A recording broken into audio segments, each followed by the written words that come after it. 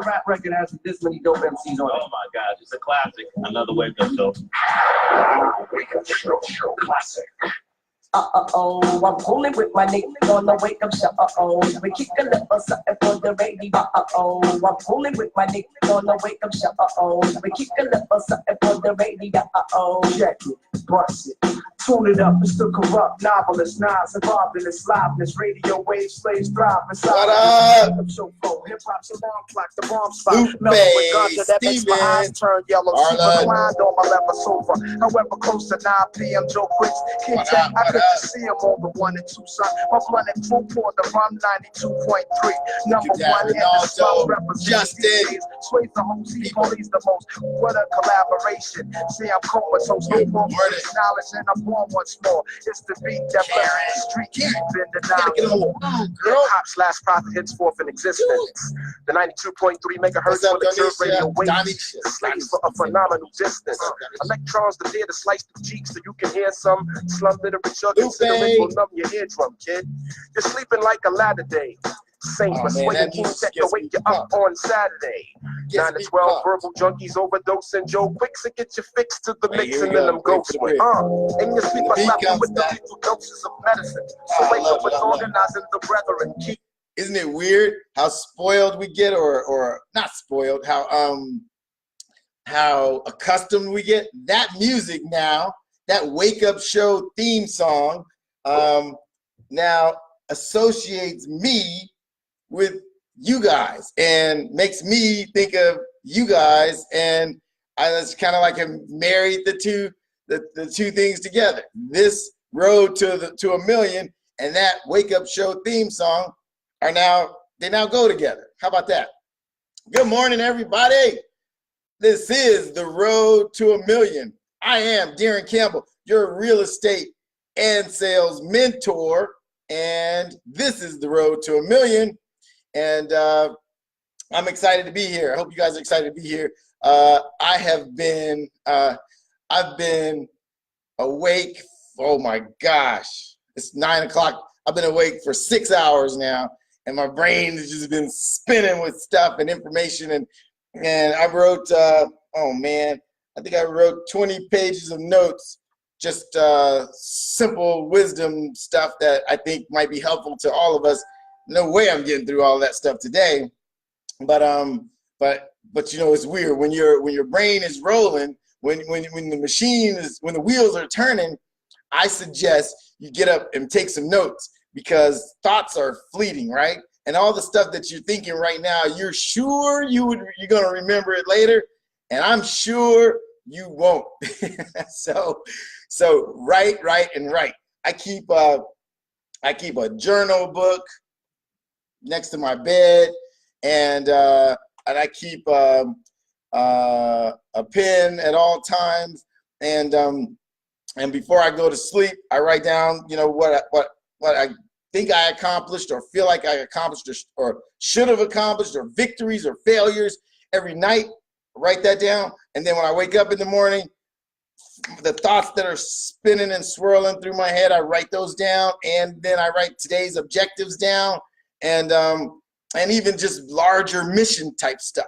And the funny thing is, you don't remember what you don't remember. So writing it down memorializes those thoughts, and I swear to you, you'll go back. I can go back 2 days and look at what I wrote. I was like, whoa, what kind of frame of mind was I in? What was I thinking? I don't even remember writing that or thinking that. So it's amazing how you can forget some of the profound thoughts you have, like a strategy you're going to use in your business, or a way that you're going to talk to a particular client, or a strategy you're going to use in order to capture more market share. And you'll have a profound moment or an epiphany moment. And I'm telling you, you need to write it down, because those moments are fleeting and those thoughts are fleeting, and you don't remember what you don't remember. So it's a difficult thing to revisit. And I'm telling you, how you feel right at this moment, you won't feel like this in 2 hours or 5 hours after the world tries to beat you up. So tip for today, the baby tip for today, is write down your thoughts before you go to bed, and then write them down again when you wake up. A whole lot of providence and a whole lot of epiphanies happened to me during the course of the night. And so I got to be careful and make sure I write those things down, because some of my most brilliant ideas have occurred while I was sleeping, or they woke me up from sleeping. So I had to be prepared to record those and save those. You should do it as well. Additionally, if you've ever tried to take any time at all to meditate, if you've tried meditation in any manner, I'm gonna tell you my own personal experience. Okay, I've been wanting to meditate for years. I've been meditating for years. I've been trying to meditate for years. Very imperfectly. Trust me, I'm no yogi. All right, so meditation has been a process for me. But let me tell you this. Here's the one secret I have about meditation is that I do it, but I have learned, and it's hard to stay in it, right? It's hard to stay calm. It's hard to stay quiet. It's impossible to think about nothing. So I'll give you a tactic. I went to a meditation class, and they told me to focus on my breathing. And so I said, I asked this one person, like, why does everybody say focus on your breathing? They said, because it's really just a trick to get you to focus on only one thing and think about only one thing and stay in that thought, so that you can like clear the minutia, the clutter from your brain, because you've thought about 8 things since we got online. We've only been online for 6 minutes. So the focus on your breathing really is just to squeeze down the things you're thinking about. Because once I was in another meditation sort of retreat, and we were outdoors, and the lady said, just focus on one thing. Why don't you find a sound somewhere in the distance and then zoom in on it and just think about that? And we were in this park we were on this hotel grounds, and there was a fountain somewhere way off. I couldn't see it, but I could hear it in the distance. And so what I did was our eyes were closed, and I zoomed in on the sound of that fountain way off in the distance, where I was only focusing on it. I was trying to hear it. And what it did was it squeezed me down to one set of thoughts, which is where the meditation starts to happen. Now, here's the epiphany I had. I would meditate and be like, this isn't working. I got too much to do. 5 minutes, 10 minutes, 12 minutes, whatever. I couldn't stay. Here's the epiphany I had. When I stayed in my meditation for at least 15 minutes, things started happening. No, I didn't say that right. After the 15th minute, things started coming to me. Answers started coming to me. Things started becoming clear. It was the strangest thing. And those of you who know me well, know that I'm buzzing around, moving too fast, doing too much all the time. And I found a way to calm myself down and stay in that meditation. And I'm here to tell you, Lupe, Justin, in minute 16 and beyond, all the answers started coming. What? I'm telling you, it worked for me. The most non-meditative, non-calm, non-quiet person you ever met. In minute 16, stuff started changing and life-changing answers started coming. And as a result, I meditate for usually 25 to 30 minutes or beyond, because stuff is starting to hit me so fast I don't want to get out of it. But hang in there and stay beyond 15 minutes and watch what happens. It's gonna shock you. All right. So on to today's main topic. Peaches, what's up, Peaches? So meditation, try it. And the notepad by your bed, try it. Summarize your day, plan your tomorrow at night, and then wake up, reiterate your day, your plans, your goals, your objectives. All right, we summarize that. Let's move that out of the way. Let me tell you about this discovery I had in one of my epiphanies, one of my meditations, one of my thought-provoking sessions. I figured out where the devil lives. Uh-oh. Controversy. That's a controversial topic. Marlon, put up some controversial fireworks. Hello. Did you hear what he just said? Daron just said he knows where the devil lives. What? Uh-oh. Church is in session now. Look out. It's getting deep. It's getting deep. Watch out. Okay, you ready for this? I figured it out. Now, I told you guys about that book that I love so much called Outwitting the Devil, right? Right. Okay, I use that's part of this, but not so much. The devil, Satan, fire, brimstone, that's all imagery. You know where the devil lives? Right here in your head. That's where the devil lives. You know why? You know why I know it? You know why I know it? Because only the devil would be trying to talk you out of doing the things you know you're supposed to do. Think about it. Think about it.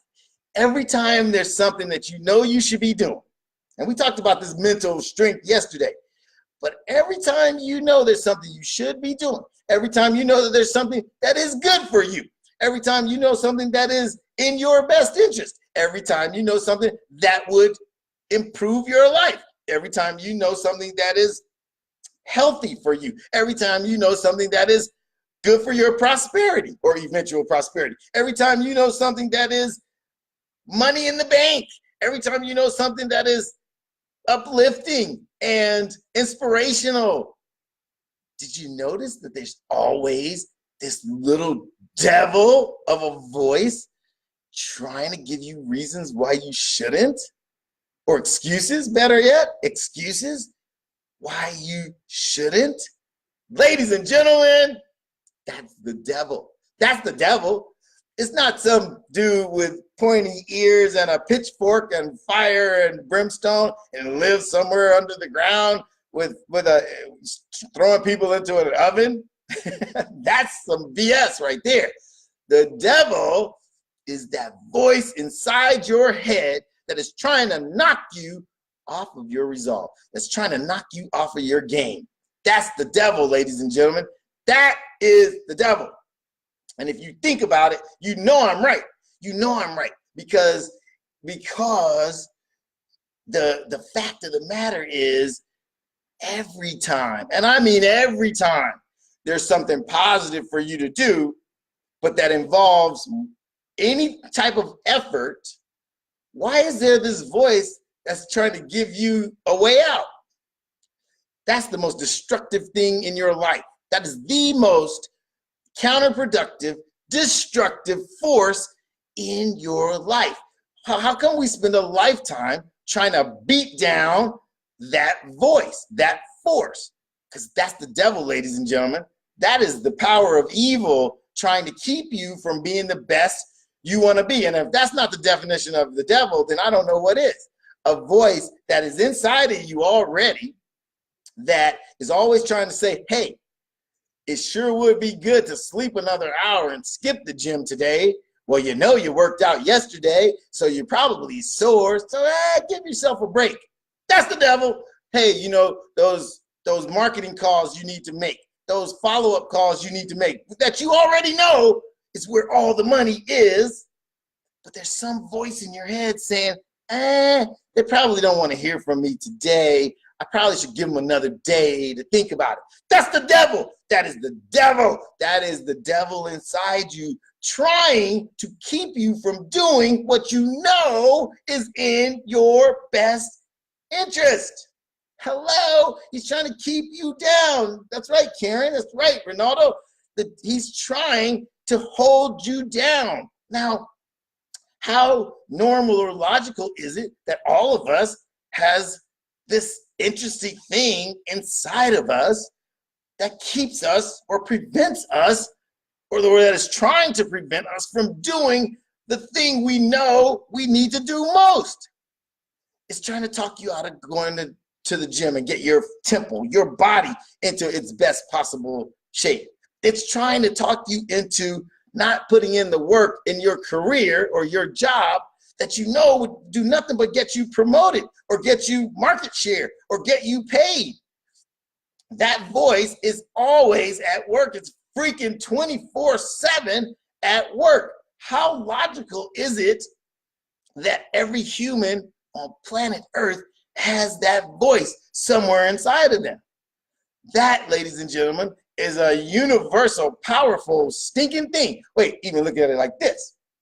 Even society and culture are trying to convince you that you could overwork yourself and you should just relax and enjoy, and you should just, oh wait, oh man, here's a big one. Here's a big one. I'm gonna piss somebody off. But how about churches and man-made religions that are telling you, oh, just be a good boy or girl and you'll get your rewards in another life? What do you think that really is? Think about it. Think about it. How about schools? How about schools that are trying to teach us to conform? Sit there and be still and conform, and let's all learn the same thing. And let's count achievement by how well you can spit out or reiterate the words that the teacher said. How contrived is it that we try to make every kid learn the exact same things and then just regurgitate information to signify whether that kid has a propensity to succeed? Is that logical? How logical is it that that voice is trying to talk you out of making those extra 50 phone calls? Instead, go home and park yourself in front of the television. My grandmother used to call it the idiot box, but the television, and waste your evening away instead of doing something productive that's good for you, good for your brain, good for your body, or good for your bank account. How logical is that all of that exists and it's ever present? Does that make any sense to you? If that's not the devil, then you tell me what the devil is. That's the devil. The devil is somebody trying to keep you down. The devil is somebody trying to hold you back. The devil is somebody trying to keep you from being your best you, keep you from achieving, keep you from aspiring, keeping you from having ambition, keeping you from becoming wealthy, which is where freedom really lives. You're not free if you're broke. I don't care what anybody tells you. Your job is to go and achieve as much as you can humanly achieve given the cards you've been dealt. And we all been dealt a different set of cards. And so it's your job to play those cards and maximize your opportunity, period. And anything else is blasphemy. I'm using all these church and religious terms, biblical terms, but it's just metaphors for you guys. You know, I'm not some super religious zealot. I'm telling you about real life stuff. And if there is a devil, that devil is in here, and he's trying to talk you down. He's trying to slow you down. He's trying to keep you down. And that's what you have to work on being able to crush. That's what you have to work on being able to suppress. Your success is predicated upon your ability to suppress that voice in your head. And for us, for our purposes, we're going to call that voice the devil. How about that? Does that work? You guys cool with that? Does that sound blasphemous to you guys? Because I think that's what the devil is. I think that's what the devil is. The way you want to know where hell is? You want to know where hell is? Let's go real deep.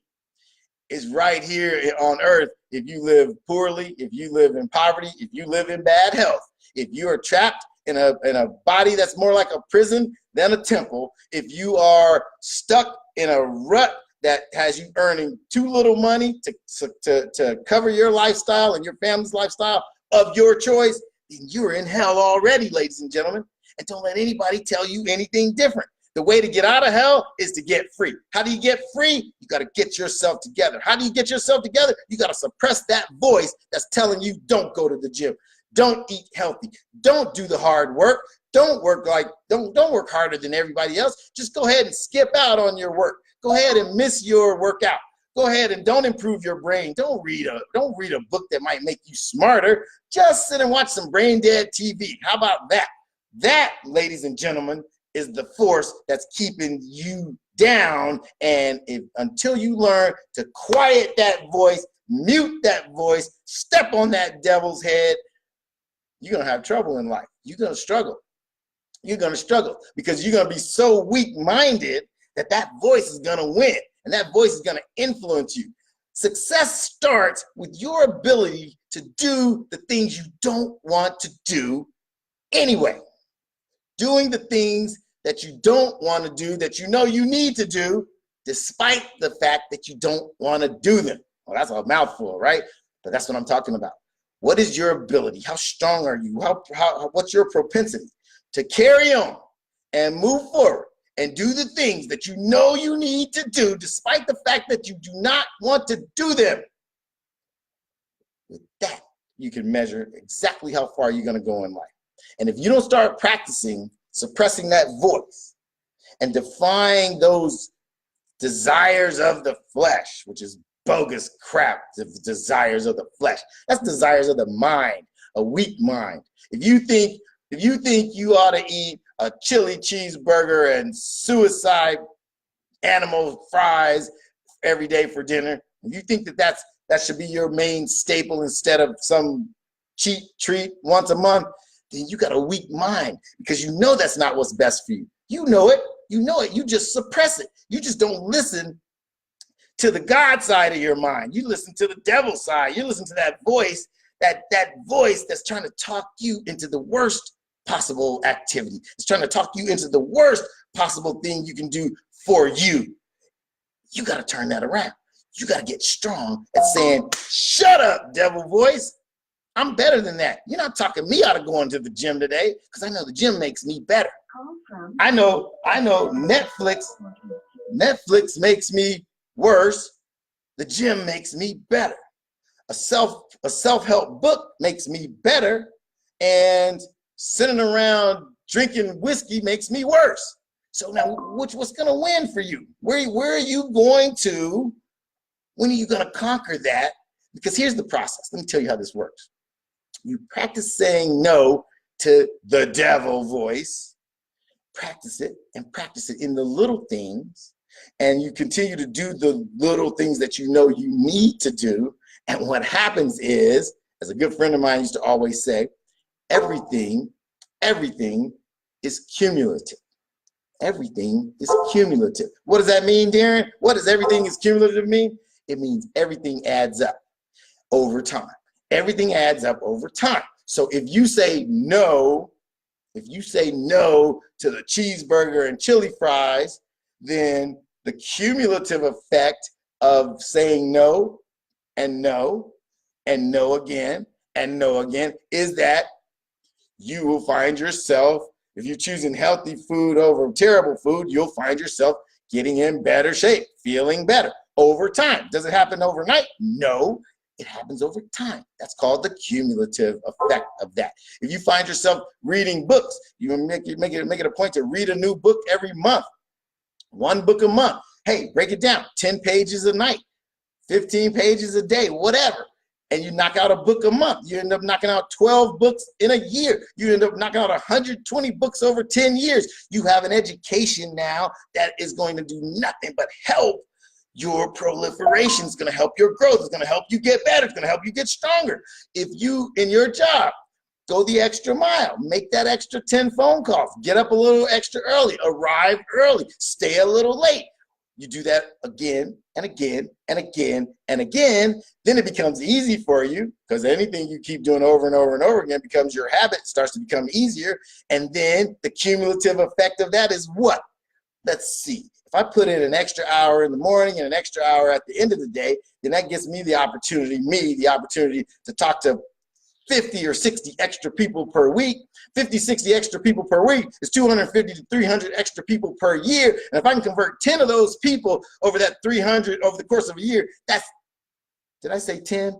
10 more transactions that I can complete because of that 1 hour and 1 hour. And that cumulative effect turns into 10 transactions. And if my average transaction nets me $30,000, that's $300,000 extra dollars from the cumulative effect. Will I get that? Will I get 10 extra buyers if I just stay late one day, or if I work an extra hour one time? No, it's the cumulative effect of doing it over and over and over and over again.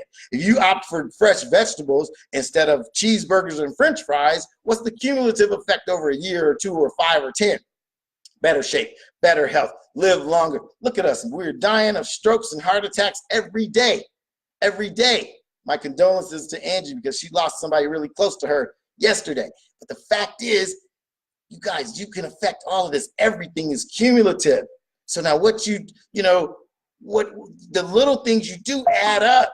So how you do anything is how you do everything. So all of these things matter.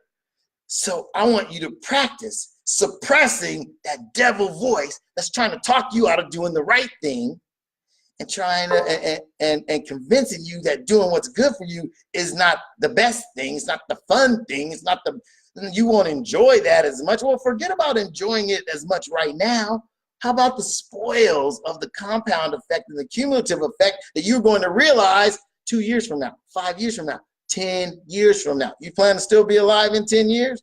Well, how about the effect of doing the right thing for 10 years? You will go from here, where you sit today on the road to 1 million, to probably talking about the road to 10 million because you accomplished 1 million every month. Hello? That's called the cumulative effect of doing the right thing. So I want you to work on your brain. I want you to work on your body. I want you to work on your bank account.